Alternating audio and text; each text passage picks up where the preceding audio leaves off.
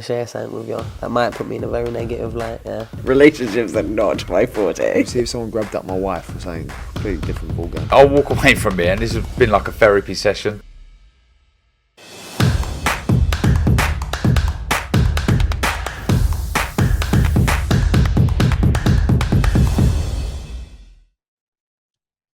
Razaban IFL TV proudly sponsored by Everlast. With me on Zoom, the knowledge Spencer Fearon. Spencer, good to see you as always. Firstly, how are you? How's the family?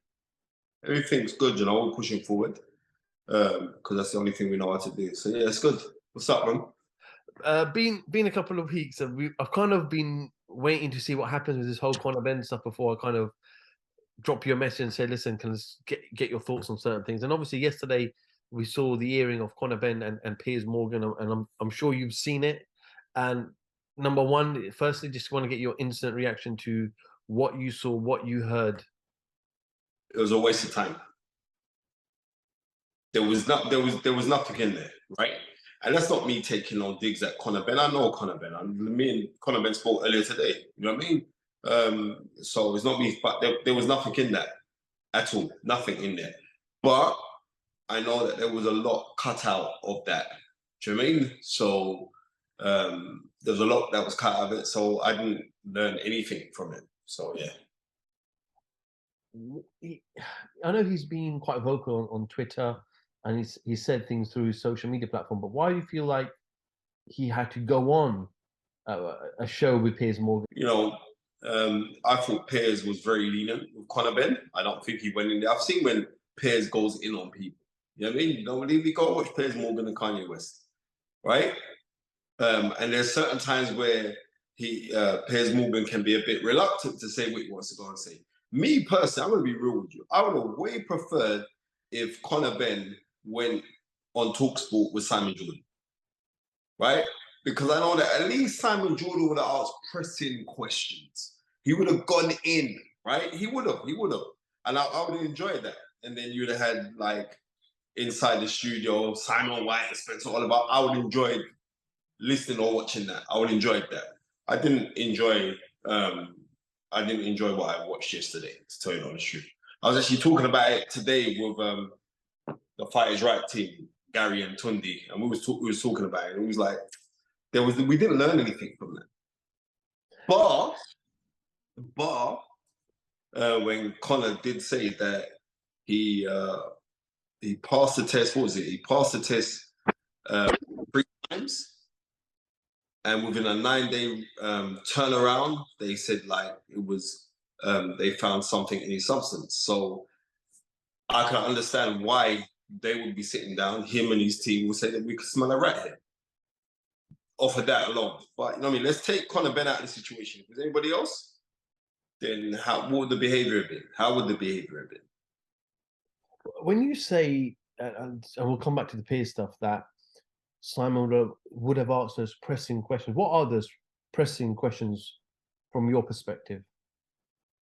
What I was blatantly asking, look, the evidence was, that you failed a test prior to the one that you failed, right?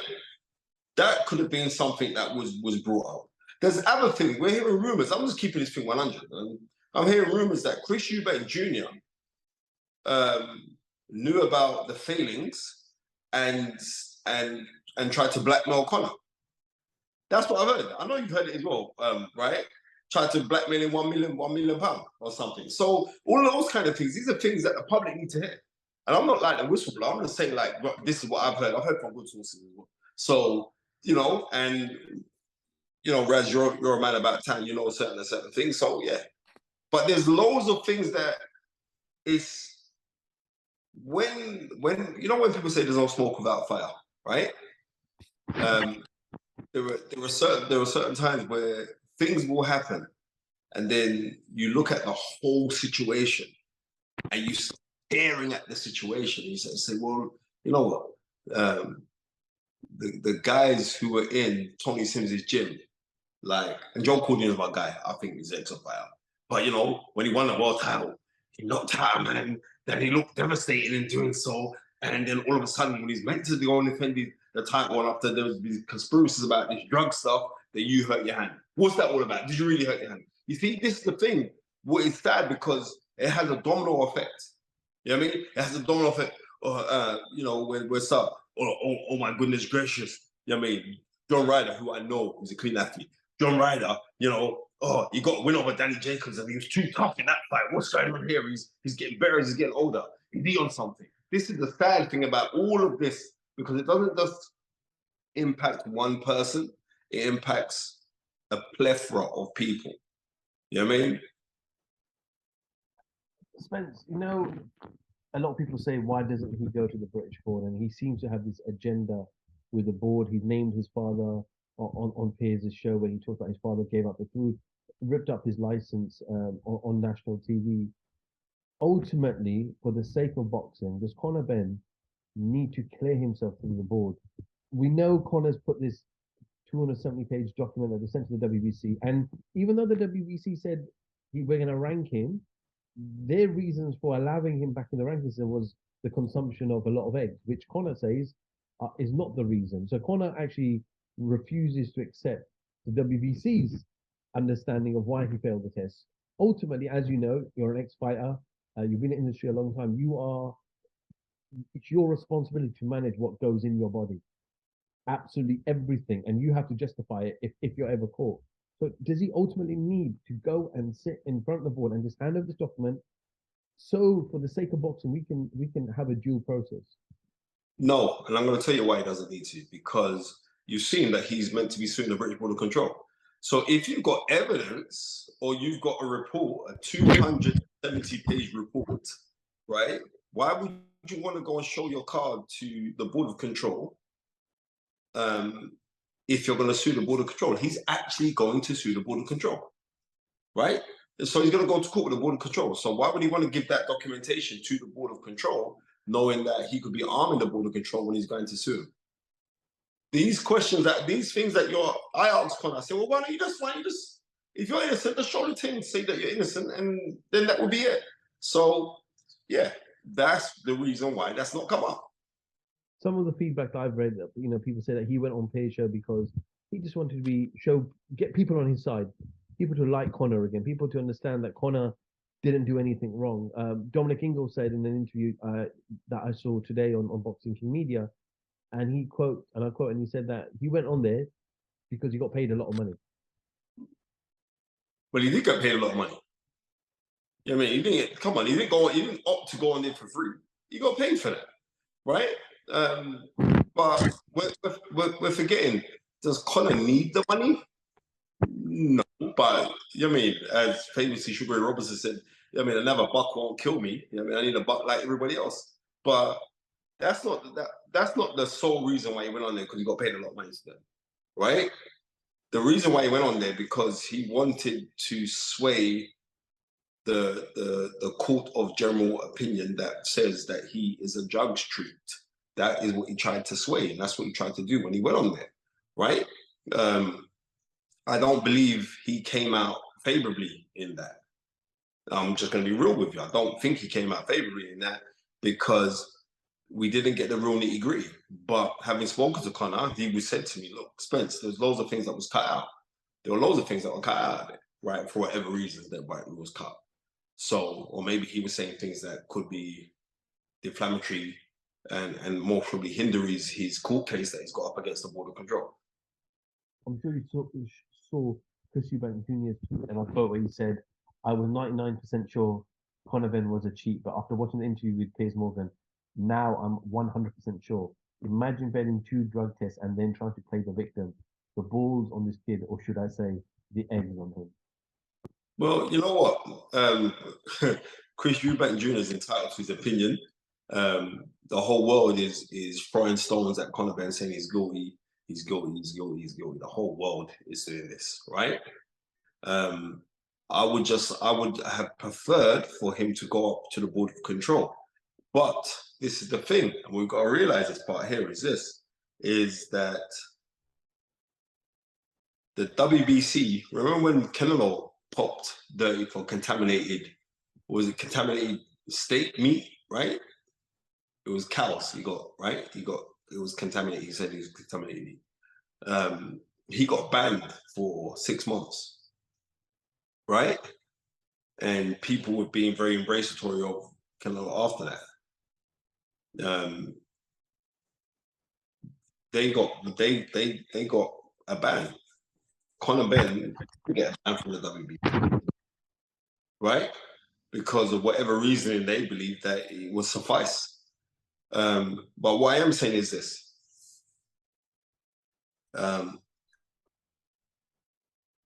It's difficult to not condemn someone when they haven't laid out their side.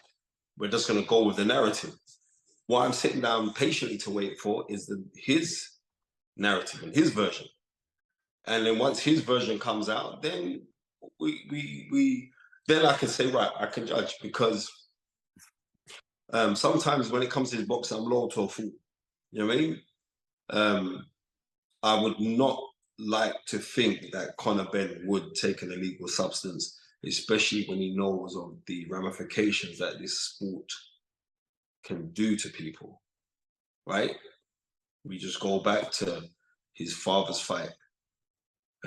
Was that 95? Against Joe McClellan, February 95. Got back times, and you think to yourself, wow, you know what I mean? He knows the ramifications. And I hope that he's innocent, right? Because I'm not going to stand and say, yeah, he's innocent, he's innocent, he's innocent. I hope that he's innocent, because I know him and I think that he's a wholesome human being, right? But those days are done where I was saying this person's innocent, that person's innocent, that one's guilty. Nah, bro. No. You know what I mean? Spence, I remember Chris Eubank Sr. came on your platform, The Fight Is Right, and he said that he believed that Conor Benn wasn't a cheat and Conor Benn didn't do it himself, implying that somebody else may have, told him or advised him or something. And I go back probably 6 years ago when they were on the press conference table, Chris Eubank Jr. was fighting, I think it was Spike O'Sullivan maybe, and Conor Benn was obviously quite fresh in his career, and Chris Eubank Sr. and Ben clash at that time, and Chris advised him that your father needs to be here, and you need to watch the people around you because they're introducing to a different lifestyle. Are we putting these pictures together? Are you seeing what Chris Eubank Sr. is trying to say? Of course, Chris Eubank Sr. Is a very, very intelligent man. He's a very learned man, and he studies, right? But he also knows human nature. And he's saying, look, when you're in this sport, and here is a man that did it at the top level, right? And here's the man that was a superstar in this country. Was it 16 million people tuned in November of 1990 to watch him and Nigel Benn, right? And that was a Sunday evening as well. I remember that clearly, because it was a quite warm night, even though it was in November. It was a warm night that night. And everybody rushed indoors to watch ITV if you weren't at the NEC in Birmingham where it took place. So obviously, when we look at things like that, he must know something. Chris Eubank Sr. must know something to say, listen. And unfortunately, Conor has been all over the world. He lived that in Spain, he lived that in Australia, and he's come back to the UK. So you haven't got your day ones with you. Well, you need that sometimes. Sometimes you need your guys who were your guys from back in the day. No, you've come, even though you've got your family members, but you haven't got your day ones around you, right? I would have loved to have seen Paul Bowen around him, who's Nigel's cousin. I would have Paul actually know boxing as well. I'd have loved to see those guys around him. I know Justin's around him as well, his cousin Justin, but I would have liked to have seen those guys who were actually involved in the sport of boxing, who were around their cousin. I would have liked to have seen that. So you haven't had that. So those things most probably couldn't have happened. But I've spoken to him and he said, no, look, I'm not stupid, Spence. I'm not stupid. I wouldn't take nothing and all the rest of it. And somebody couldn't give me something I'm not knowing. I watch everything that I take. So if that is the case, something was inside of your body. But what he's saying is did he really fail the test? This is his thing. Because I passed it, I cleared it 3 times, and then they come back 9 days later and say I didn't pass it. That's his argument, right? So we're going to go back. Some of the things I've read about that, and again, I'm no expert, but some of the things I read is that the samples are split in different parts because each sample cannot be tested for the same PED. It's a process that they go through with that particular sample. So again, I'm not an expert, but some of the things that I've read about, and I'm sure Connor's got his argument. But ultimately, Victor Conte put a tweet out and he said, "Is boxing to believe Conor Benn tested for clomiphene 2 times in 5 weeks apart, and the labs made errors on both times?" Well, Victor Conte's got a valid point, right? But this is what I'm saying is this, right? Take Conor Benn out of the equation, right? And take him out of the equation, not Conor Benn, somebody else. What would we say? We say he's guilty, right? Boxing people will say, right, he's guilty. It's not Conor Benn. It's not the guy that we used to romanticize with his father, and he's coming on these days. We say you're guilty. Throw the book at him.